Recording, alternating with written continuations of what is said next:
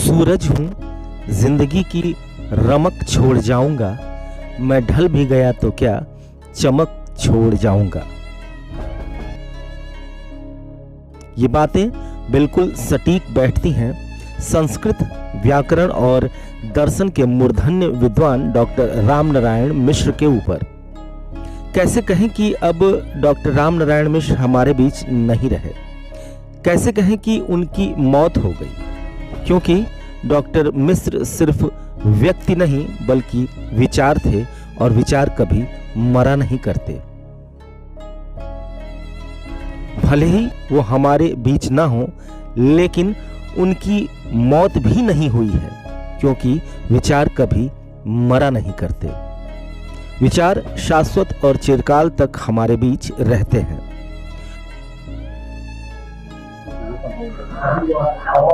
गुरु जी हमारे भगवान विष्णु के परम भक्त थे और जन्मतः वो और मरणांत तक वो भगवान विष्णु के चरण सेवा में ही रहे। व्याकरण के, साहित्य के, पुराण के विशेष मर्मज्ञ थे और उच्च कोटि के वक्ता थे। विद्वत समाज में उनका बहुत ही सम्मान रहा और शाकत द्वीपीय ब्राह्मणों के लिए उन्होंने एक संकल्पित अपनी योजना बनाई, बल्कि सर्वोपरि ब्राह्मण और सभी तरह के लोग, जो लोग उनसे जुड़ते थे वो सभी लोग उनसे प्रसन्न रहते थे और उनका वो सद्भाव से सम्मान भी करते थे। गुरु जी हमारे देवराहा बाबा के कथनानुसार वैसे तो उनकी जीवन शैली यहाँ से वैकुंठपुर से लेकर के और बम्बई, जम्मू कश्मीर, पुनः गंगानाथ झाकर विश्वविद्यालय जो इलाहाबाद है वहां से वो प्रोफेसर के रूप में फिर रिटायर हुए और कितनी बड़ी अपूर्णीय क्षति आप देख रहे हैं। और सभी तरह से एक विद्वत समाज के लिए ही नहीं बल्कि सर्व समाज के लिए एक अपूर्णीय क्षति है। उसकी पूर्ति किसी भी तरह से नहीं की जा सकती। गोरखपुर के बढ़लगंज के नरहरपुर के सरयू तट के निवासी डॉक्टर रामनारायण मिश्र की पैदाइश भी यहीं की थी और फिर यहीं मिट्टी उन्हें 91 साल के बाद वापस बुला ली।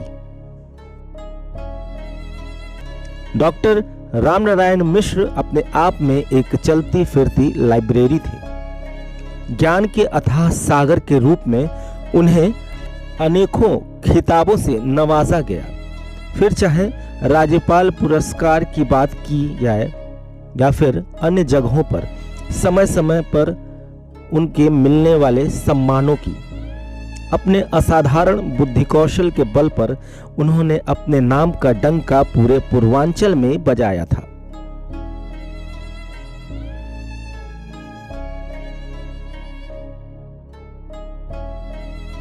व्याकरण, दर्शन, संस्कृत पर ऐसी अपनी पैनी पकड़ कि बड़े बड़े शास्त्राचार्य भी उनके आगे नतमस्तक हो जाते थे।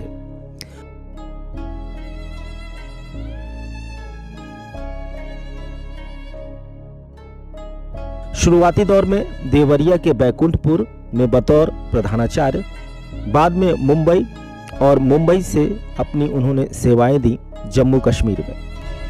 और अगला पड़ाव फिर प्रयागराज। प्रयागराज में मां सरस्वती की सेवा करते हुए नौकरी से सेवानिवृत्त हुए, मगर सेवा से नहीं। श्रीमद् भगवत पुराण उन्हें मानो कंठस्थ था। लाखों की तादाद में मौजूद लोगों के बीच सैकड़ों बार से अधिक डॉक्टर मिश्र ने भगवत कथा का वाचन किया और लोगों को वैष्णव धर्म के प्रति आस्था और विश्वास उत्पन्न किया। डॉक्टर राम मिश्र की जो क्षति बहुत ही अपूर्ण क्षति हुई है। एक बार की बात है, जब मैं अपने प्राइवेट विद्यालय में पढ़ाता था तो उसमें इनको मुख्य अतिथि को बुलाया था। वहां पर इन्होंने जो व्याख्यान दिया संगीत से संबंधित, उनकी व्याख्यान को सुन करके बच्चे बड़े ही प्रोत्साहित हुए और उन्होंने अपने कर्तव्य धुन से इनका इतना बड़ा स्वागत किया कि उन्होंने भी अपने तरफ से बच्चों को बहुत ही आशीर्वाद दिया, जिससे कि बच्चे प्रदर्शन करके बहुत ही प्रसन्नचित हुए और आसानित हुए अपने भविष्य के प्रति। और ये जब आए थे विद्यालय में तो इनकी लिखी हुई कई पुस्तकें हैं। उन पुस्तकों को इन्होंने विद्यालय परिवार को प्रत्येक को इन्होंने बांटा और उसे मतलब वो भी किया। तो संगीत साहित्य के क्षेत्र में, व्याकरण के क्षेत्र में ये तो बहुत ही अपूर्व क्षति हुई है इनके जाने से। मैं श्रीमद् भागवत कथा मानो उन्हें कंठस्थ थी। लाखों की तादाद में लोगों को उन्होंने इस कथा का वाचन किया।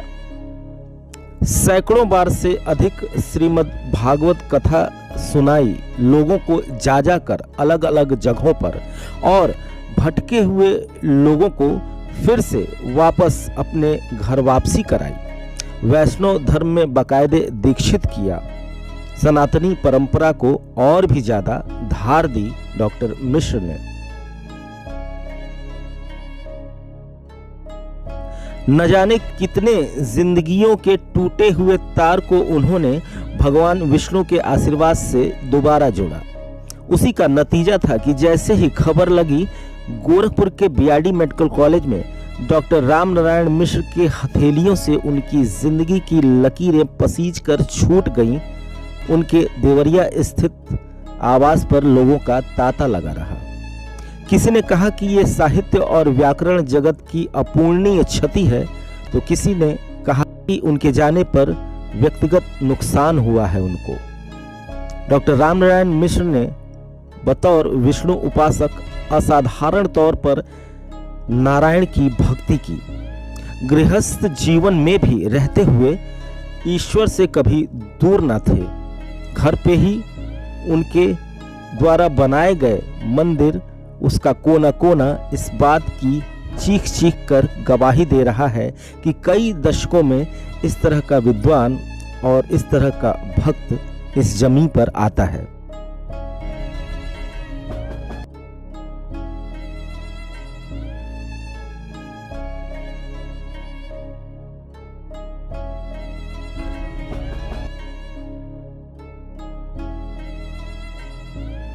क्या कहना चाहेंगे आज गुरु जी के निधन सुनने के बाद, जब हम लोग उनके निवास स्थान पर पहुंचे और उनकी देहांत का वो देखे, अत्यंत भावुक हो गए। फिर हम लोग सभी परिवार रोने लगा। डॉक्टर साहब के विषय में इस पूर्वांचल में इस तरह का व्याकरण, साहित्य, मीमांसा का विद्वान बहुत कम, आजकल तो एकदम नहीं बराबर है। और जिस तरह से इनकी अपनी शैली थी, इनकी भक्ति भावना रामानुज संप्रदाय से था, और अपने भक्तों के लिए थोड़े से भी कुछ कोई दक्षिणा नहीं होने पर भी इतने सहज थे कि निश्चित उसके घर पहुंच करके और कुछ आशीर्वाद देते थे, कुछ देना कुछ नहीं। डॉक्टर मिश्र का अंतिम संस्कार गोरखपुर के बढ़गंज स्थित मुक्ति धाम में सरयू नदी के आगोश में आयोजित किया गया।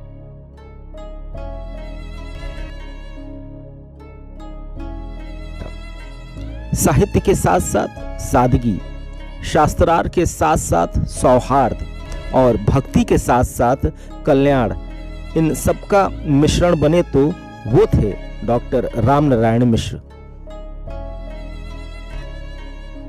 संस्कृत, व्याकरण, दर्शन और लोक कल्याण पर लिखी उनकी किताबें चिरकाल के लिए अमर रहेंगी, और अमर रहेगा वैष्णव भक्ति के प्रति उनका विचार। सैकड़ों की तादाद में उन्होंने अपने विद्यार्थियों को शोध कराया, जो बाद में पीएचडी धारक होकर अपना एक सफल और सार्थक जीवन व्यतीत कर रहे हैं। एक आध्यात्मिक गुरु के तौर पर हजारों लोगों की घर वापसी कराई जो ईश्वर से विमुख हो गए थे। उन्हें शाश्वत वैष्णव धर्म में दीक्षित किया। उनके अंतिम यात्रा में वहां पर मौजूद एक एक इंसान के दिल से, उसकी धड़कनों से यही आवाज आ रही थी, दिल का सूना साज तराना ढूंढेगा, तुझको तेरे बाद जमाना ढूंढेगा।